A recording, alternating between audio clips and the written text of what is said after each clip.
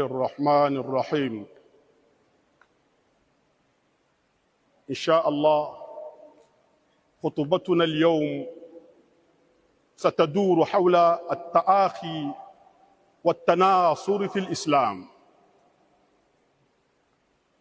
الحمد لله ولي المؤمنين، ولك الحمد يا الله على نعمة الإسلام والإيمان، ولك الحمد أن جعلتنا من أمة محمد صلى الله عليه وسلم، ولك الحمد أن جعلت من أصول الإيمان وقواعد الإسلام تحقيق أخوة الإيمانية بين المسلمين ونشر المودة في مجتمعات المؤمنين. قال جل وعلا: إنما المؤمنون إخوة فأصلحوا بين أخويكم واتقوا الله لعلكم ترحمون. وأشهد أن لا إله إلا الله وأن محمدًا رسول الله، وأصلي وأسلم على هذا النبي الكريم الذي بعث ليوثق أواصر المحبة والرحمة بين المسلمين ويعمق الأخوة التي تحمل الصدق من القلب في جلب المصالح والمنافع إلى المسلمين ودرء الشرور والأذى عن المؤمنين.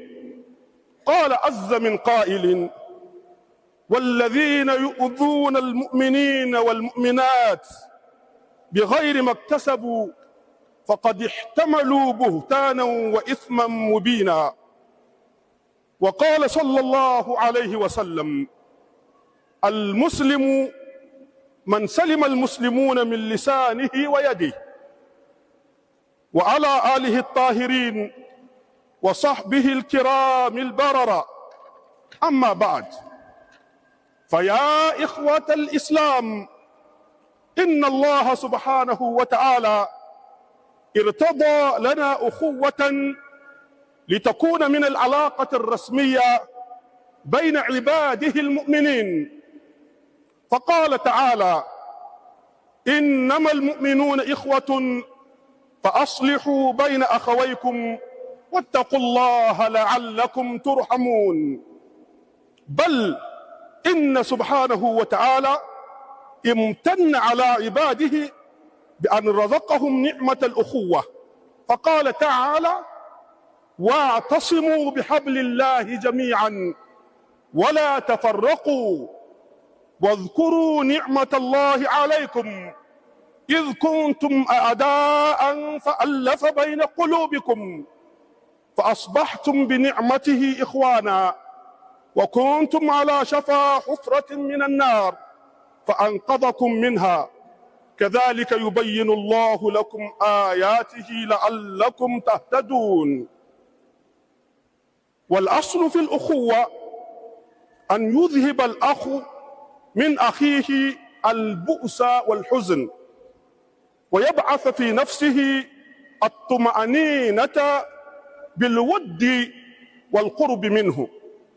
قال تعالى: ولما دخلوا على يوسف آوى إليه أخاه قال إني أنا أخوك فلا تبتئس بما كانوا يعملون. وقد سئل حكيم: كيف تعرف ود أخيك؟ فقال: يحمل همي ويسأل عني ويسد خللي ويغفر زللي ويذكرني بربي.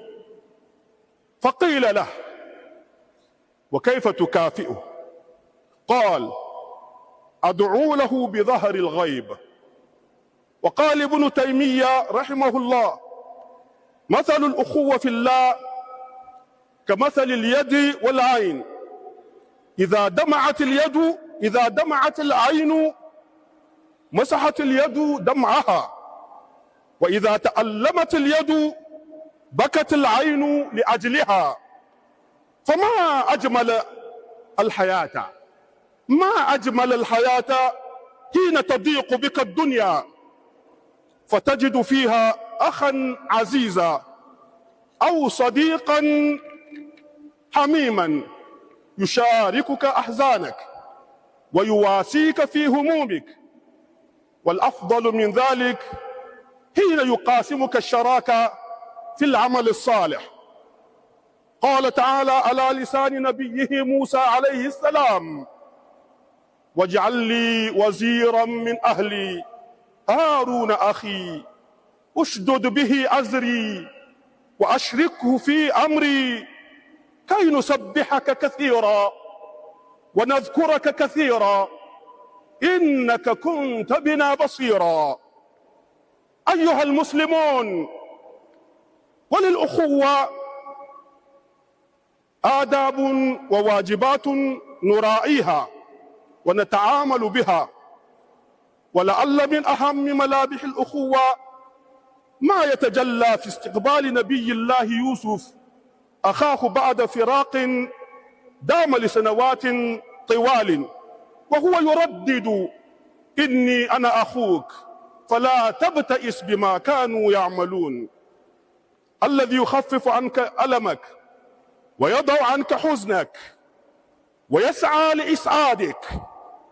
فمواساة المسلم لأخيه المسلم وإعانته له في محنته ليس تفضلا إنسانيا بقدر ما هو واجب شرعي تقتضيه أخوة الإسلام التي هي من أوثق عرى الإيمان. فقد روى الإمام البخاري في صحيحه الذي هو أصح الكتب المصنفة عن النعمان بن البشير يقول: قال رسول الله صلى الله عليه وسلم: ترى المؤمنين في تراحمهم وتوادهم وتعاطفهم كمثل الجسد إذا اشتكى عضوا تداعى له سائر جسده بالسهر والحمى. وفي صحيحين عن أبي موسى عن النبي